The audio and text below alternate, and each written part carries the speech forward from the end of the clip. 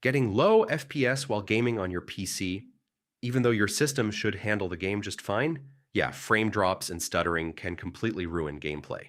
The good news is, most low FPS problems come from settings or background issues, not your hardware.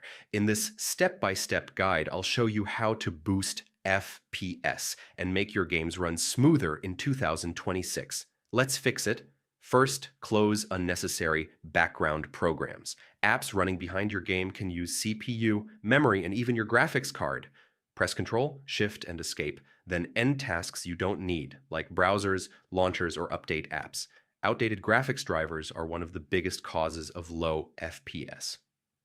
Open your GPU software or Windows Update and install the latest graphics driver available. Next, lower the settings that impact performance the most. Reduce shadows, reflections, and post-processing first.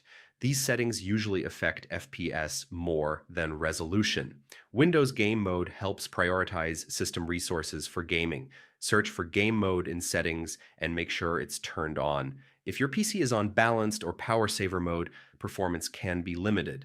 Switch your power plan to high performance or best performance.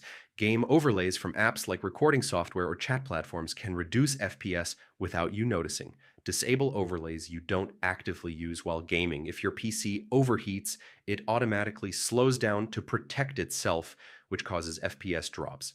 Clean dust from fans, improve airflow, and make sure cooling vents aren't blocked.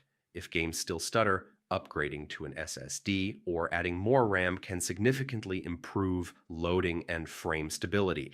And that's how you fix low FPS on your PC step by step. After these changes, your games should feel smoother, more responsive, and way more enjoyable. If this helped you out, stick around for more gaming and PC optimization guides.